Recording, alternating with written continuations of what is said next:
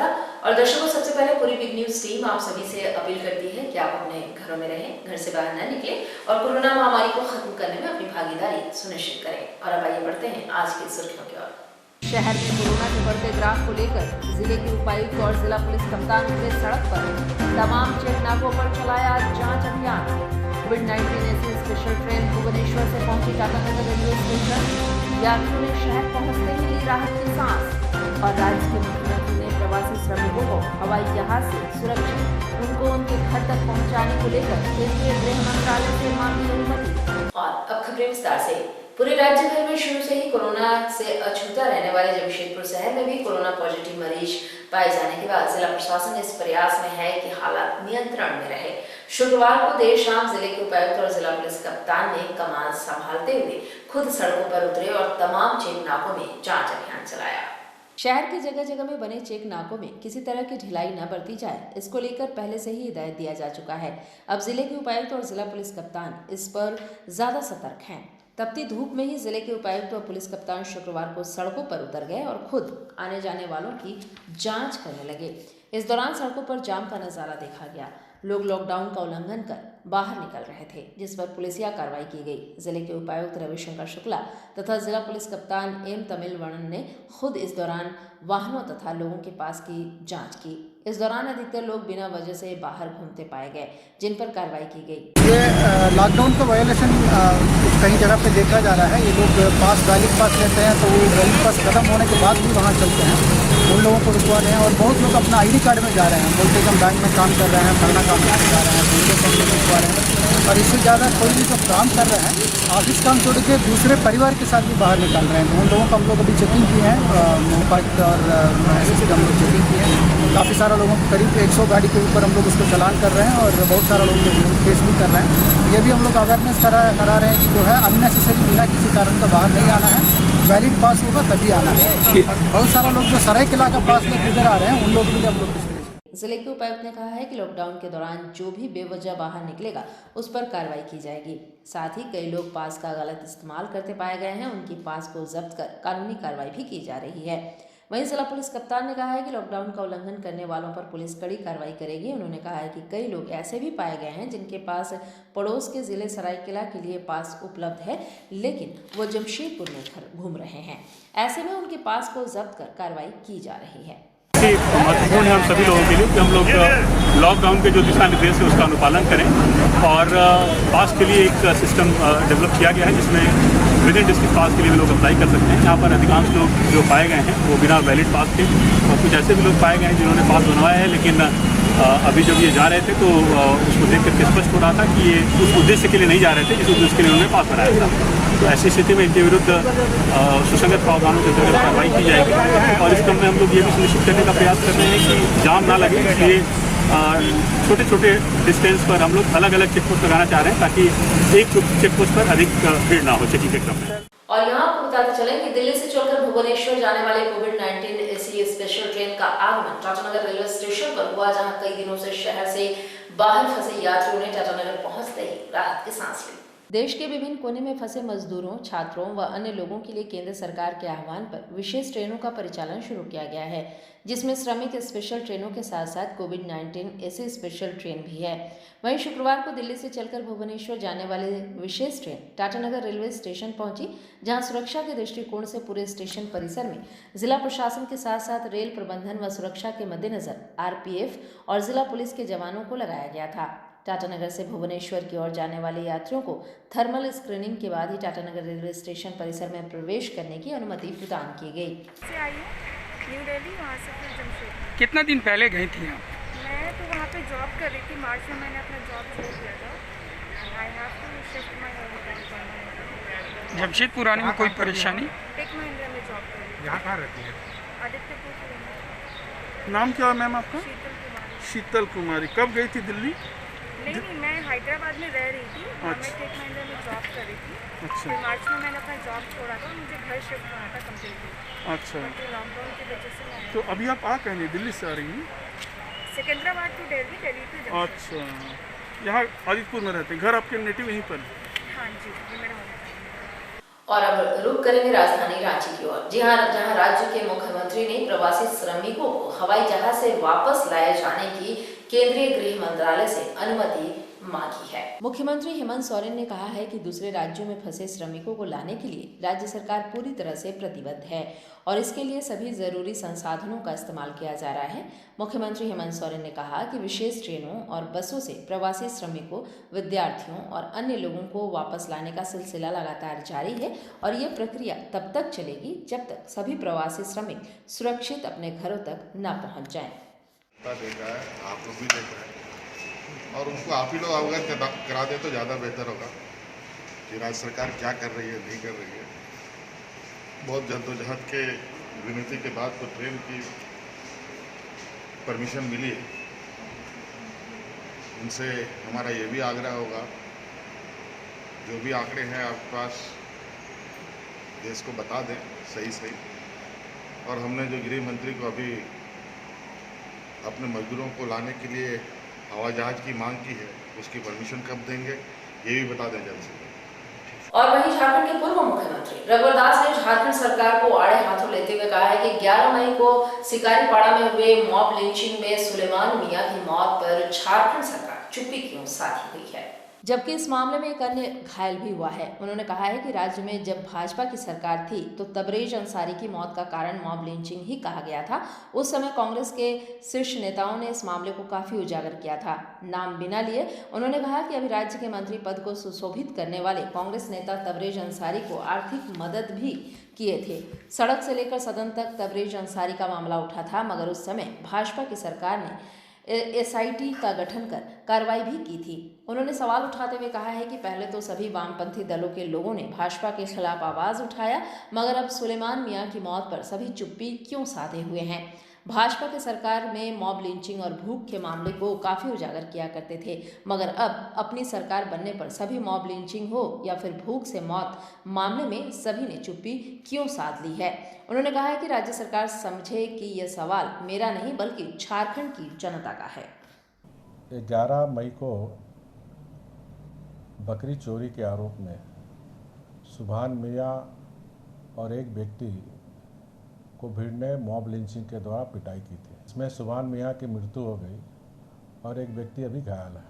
और इस घटना की भीड़ के द्वारा कोई भी घटना होती है, चाहे हत्या होती है, वो निंदनीय होती है और दुखद होती है। इसी तरह की जब भारतीय जनता पार्टी की सरकार थी तो 2019 में तरबेज अंसारी जो कि चोरी के आरोपी थे, उनको भी भीड़ ने हत्या की थी। और उस हत्या के बाद कांग्रेस पार्टी की अध्यक्षा श्रीमती सोनिया गांधी, पूर्व अध्यक्ष श्री राहुल गांधी, राज्यसभा में विपक्ष के नेता, कांग्रेस के वरिष्ठ नेता गुलाम नबी आज़ाद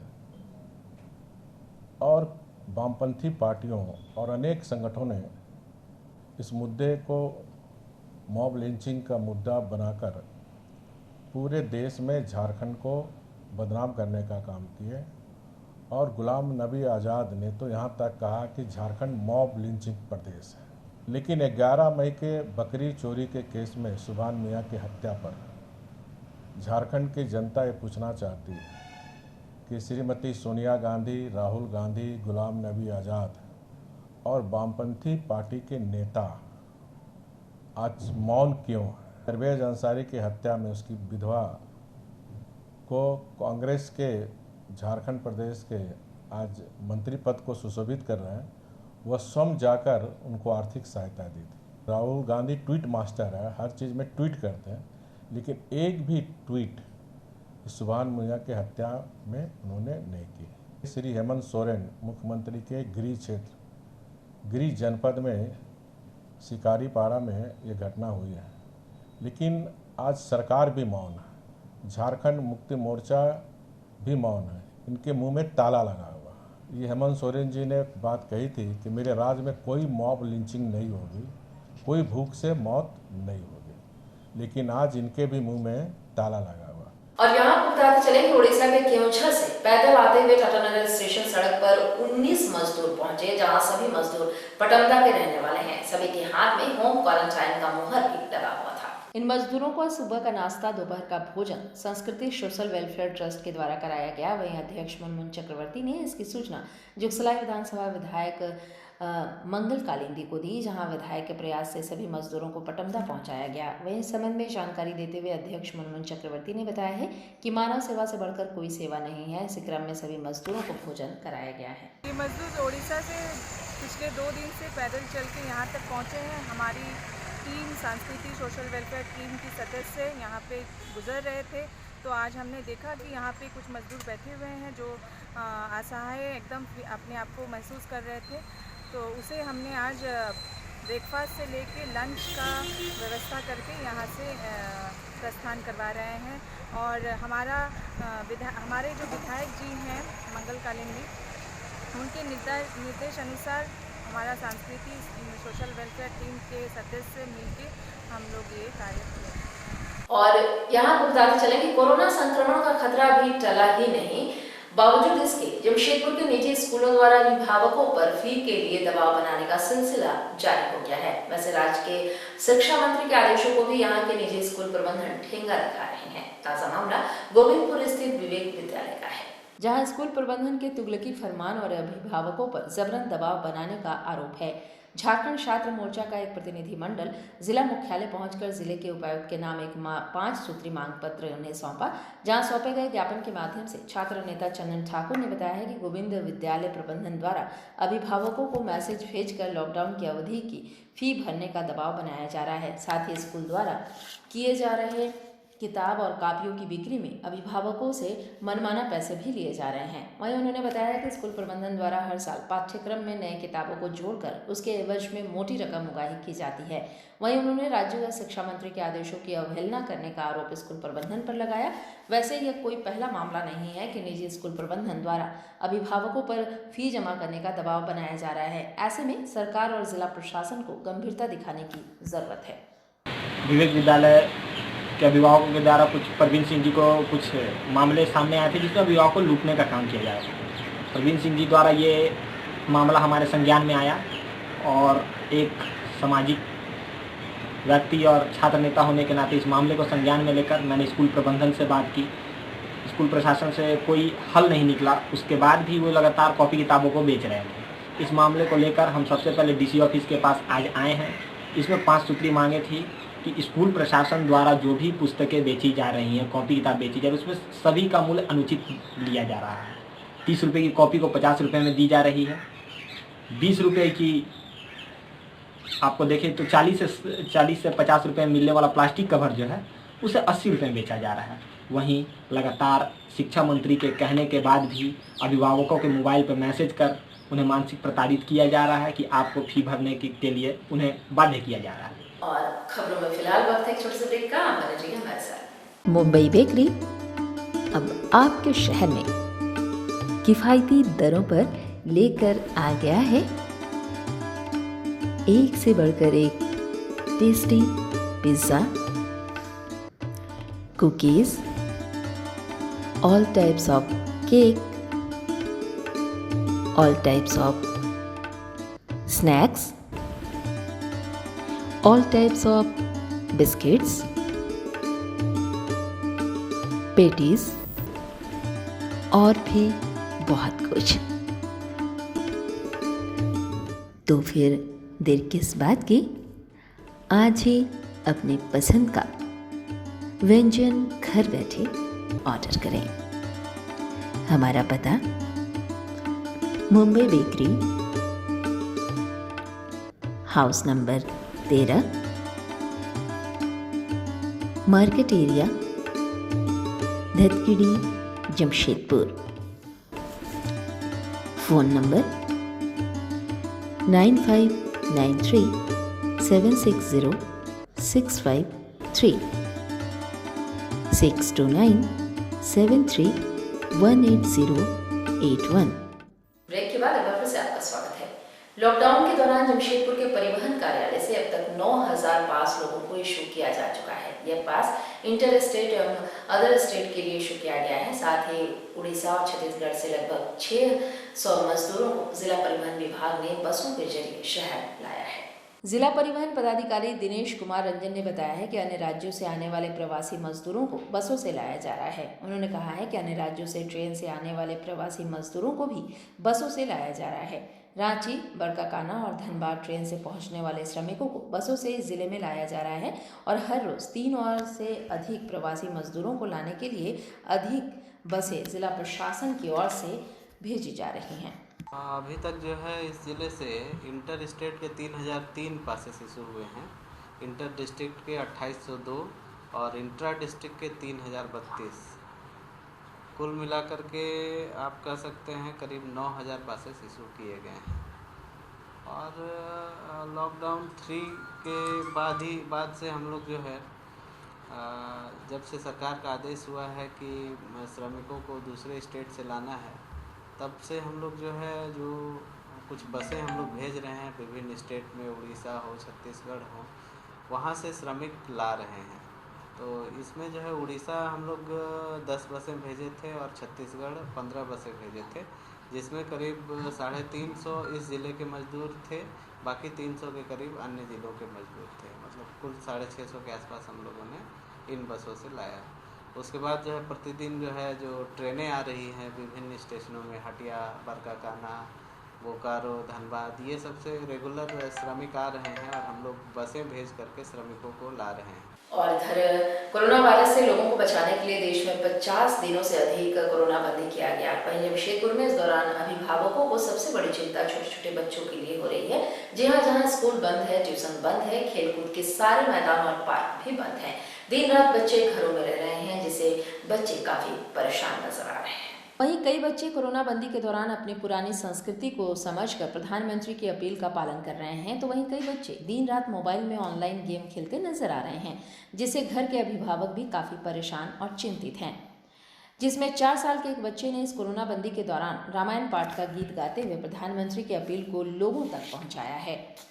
वहीं हम कथा सुनाते राम सकल गुण धाम की, हम कथा सुनाते राम सकल गुण धाम की।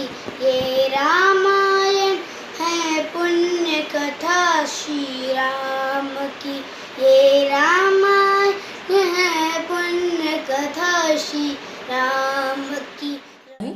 7 साल के एक बच्चे द्वारा लगभग अलग अलग भगवान की प्रार्थना गाकर अपने परिवार के लोगों को कोरोना बंदी के दौरान ये सुना रहा है। हे मेरे परमात्मा, मैं साक्षी देता हूँ। हे मेरे परमात्मा, मैं साक्षी देता हूँ कि तुझे पहचान ले और तेरी ही पूजा के लिए तूने मुझे। जहां कोरोना बंदी में एक तरफ घरों में रहकर बच्चे अच्छे ज्ञान ले रहे हैं, तो वहीं दूसरी ओर बच्चे दिन रात ऑनलाइन गेम खेल रहे हैं, जिससे अभिभावक काफ़ी चिंतित हैं।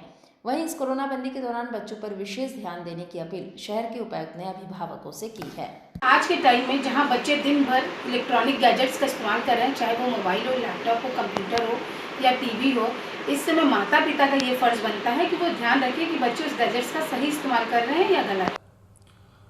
लॉकडाउन के क्रम में काफ़ी कंस्ट्रक्टिव मैनर में जो समय है उसका यूटिलाइजेशन किया जा सकता है, और इसके संबंध में विशेष करके सभी अभिभावकों और उनके बच्चों से ये अनुरोध है कि इसको एक अवसर समझते हुए इस समय का सदुपयोग करें और प्रोडक्टिव कंस्ट्रक्टिव यूज़ करें, जिससे कि आपके स्किल डेवलप हो सकें। एक्स्ट्रा करिकुलर एक्टिविटीज़ जिसमें आपकी रुचि है उसके संबंध में आप कुछ जानकारी प्राप्त कर सकें, और जो भी आपके पास अवसर और संभावनाएं उपलब्ध हैं उनका बेहतर प्रयोग कर सकें।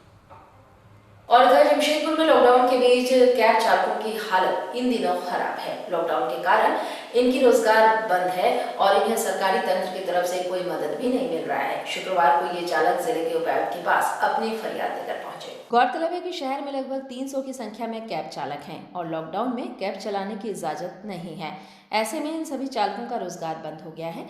जितनी जमा पूंजी इनके पास थी वो अब खत्म हो गई है और सभी के परिवार के समक्ष भूखमरी की स्थिति उत्पन्न हो गई है। इन समस्याओं को लेकर कैब चालकों के एक प्रतिनिधि मंडल ने जिले के उपायुक्त से मुलाकात की, साथ ही इनके लिए मदद किए जाने की अपील भी की। हम लोग तो कैब बंद कर दिया गया है लॉकडाउन के चलते, कोरोना महामारी के चलते, और हर राज्य सरकार कुछ न कुछ दे रही है ड्राइवर को, 5-5 हज़ार रुपया दी है। और हम लोग डीसी साहब को लेटर दिया है, मुख्यमंत्री साहब को लेटर दिया हुआ है और सरजू राजी को लेटर दिया हुआ है, और हम लोग को कोई सुनवाई नहीं हो रहा सर। 1 महीना हो गया है और हम लोग सारा ड्राइवर परेशान है। हम लोग का 300 कम से कम मेंबर है सर। तो हम लोग लॉकडाउन का देख के नहीं लाए हैं, 20-25 आदमी को सब आया हुआ है कि डी साहब को थोड़ा सा बीच से मिला जाए, क्या कुछ हम लोग का सहयोग किया जाए।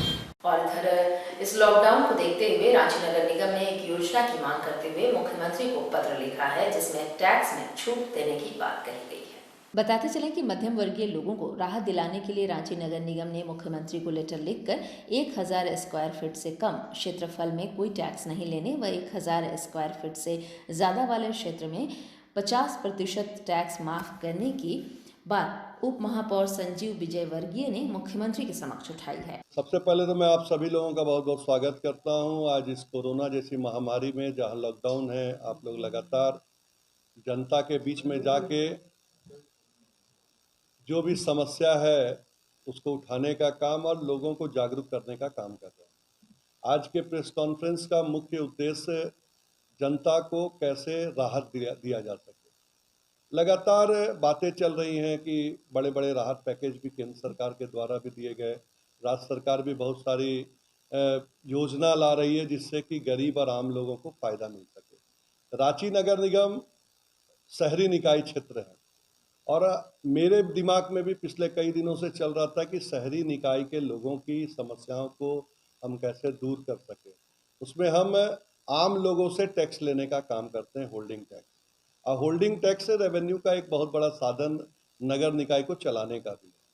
तो मेरा आज माननीय मुख्यमंत्री जी को एक मैंने पत्र लिखा है और उसका उद्देश्य यही है कि हम लोग चाहते हैं कि रांची नगर निगम क्षेत्र में जितने लोग रह रहे हैं, 2 तरह के लोग हैं। 1000 स्क्वायर फीट से नीचे जो एक गरीब तबका है और एक वर्ग ऐसा है जो मध्यम वर्गीय और उच्च वर्ग में आते हैं। तो हमने एक सुझाव सरकार को भेजा है। उस सुझाव में है कि जो 1000 स्क्वायर फीट से नीचे होल्डिंग टैक्स देने वाले करदाता हैं, उनको इस कोविड-19 इस महामारी के दौरान इस फाइनेंशियल ईयर में कर को मुक्त कर दिया जाए, होल्डिंग टैक्स को 0 कर दिया जाए, जिनका आवासीय क्षेत्र 1000 स्क्वायर फीट से कम है। और जो 1000 स्क्वायर फीट से ज़्यादा है उनके होल्डिंग टैक्स को 50% की रियायत दी जाए, जिससे कि आम लोग जो आज उनके आमदनी का स्रोत 0 हो गया है, लॉकडाउन खुलने के बाद भी मैं नहीं समझता हूँ कि इस फाइनेंशियल ईयर में लोग इस स्थिति में रहेंगे कि सब चीज़ों को वहन कर सकें। और इसी उद्देश्य से मैंने ये डिमांड माननीय मुख्यमंत्री जी को दिया है कि इस फाइनेंशियल ईयर में इस तरह के 2 राहत कैटेगरी बना के शहरी निकाय के लोगों को फायदा पहुंचाया जाए। अब इसमें एक विषय आएगा कि निकाय का जो टैक्स नुकसान होगा उसकी भरपाई कैसे हो। इसीलिए मैंने माननीय मुख्यमंत्री जी को लिखा, नहीं तो मैं बोर्ड में भी लाता तो ये चीज़ किया जा सकता था। लेकिन मुख्यमंत्री जी अपने राज्य सरकार के मद से इसे पूर्ति भी करें। मान लीजिए एक रांची नगर निगम में मैं समझता हूं कि अगर इस तरह का हम करते हैं तो हमें 25 से 30 करोड़ रुपए का टैक्स माफ करना पड़ेगा। तो वो चीज़, वो जो पैसा है वो हमें राज्य सरकार के माध्यम से मिल जाए, जिससे कि निकाय को चलने में भी कोई दिक्कत नहीं हो। आज हम देखते हैं केंद्र सरकार 20 लाख करोड़ का पैकेज पूरे देश में विभिन्न सेक्टरों में देने के लिए किया है। तो मुझे लगता है कि शहरी निकायों को भी मजबूत करने के लिए और जनता को राहत देने के लिए, जनता को राहत से शहरी निकाय में जो कमजोरी आएगी उसे दूर करने के लिए राज्य सरकार केंद्र सरकार से समन्वय बना के कैसे इसको कर सके, इसको करना चाहिए, जिससे कि जनता को हम फायदा पहुंचा सके। और इधर देवेंद्र सेवा संघ व महतो कुर्मी समाज के द्वारा जरूरतमंद परिवारों के बीच राशन का वितरण किया गया, जिसकी शुरुआती जंगड़ के विधायक सविता महतो के हाथों किया गया, जिसमें संस्था के सभी सदस्य मुख्य रूप से मौजूद थे। अभी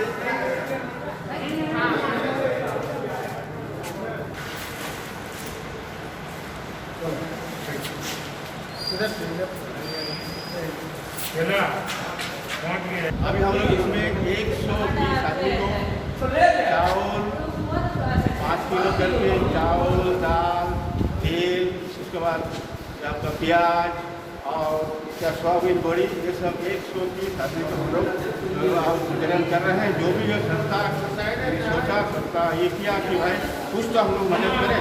अभी इसको महामारी में अभी पहले काम सब बंद हो गया। आदमी जो दिन दहाड़ी वाला आदमी उसी का मदद करने के लिए हम लोग देवेंद्र स्वास्थ्य संघ पुलिस समाज की ओर से ये वाला आयोजन किया गया है और सबको हम लोग वितरण कर रहे हैं और करेंगे। और जो आदमी आज छूट गया है हम लोग कोशिश करेंगे, आगे भी हम लोग इसको पूरा करने के लिए कोशिश करेंगे। कब से कर रहे हैं ये? कब से मैंने हम लोग इसका कम से कम एक बार 20 बजे से कब से कर रहे हैं। अभी हम लोग 9 बजे शुरू किए। क्या नाम हुआ आपका? हाँ, क्या नाम हुआ? मेरा नाम रुद्र प्रसाद महतो, हम संस्था का सेक्रेटरी है। तो अभी हम लोग 9 बजे शुरू किए हैं और अभी चल रहा है। अभी देखिए और कुछ बाकी है और भी जो आदमी आ रहा है सबको हम लोग देंगे। जितना को हम लोग कोपन सिस्टम के कोपन लेके आएंगे सबको। कितने लोगों का टारगेट रखे थे आज? 130 आदमी का हम लोग टारगेट रखे। और चलते चलते एक नजर अब तक की सुर्खियों पर। शहर में कोरोना के बढ़ते ग्राफ को लेकर जिले के उपायुक्त और जिला पुलिस कप्तान उतरे सड़क पर। तमाम चेक नाकों पर चलाया जांच अभियान। कोविड-19 ऐसी स्पेशल ट्रेन भुवनेश्वर से पहुंची टाटानगर रेलवे स्टेशन। यात्रियों ने शहर पहुंचते ही ली राहत की सांस। और राज्य के मुख्यमंत्री ने प्रवासी श्रमिकों को हवाई जहाज से सुरक्षित उनको उनके घर तक पहुंचाने को लेकर केंद्रीय गृह मंत्रालय से मांगी अनुमति। तो इस बुलेटिन में इतना ही। आप बने रहिए हमारे साथ। नमस्कार।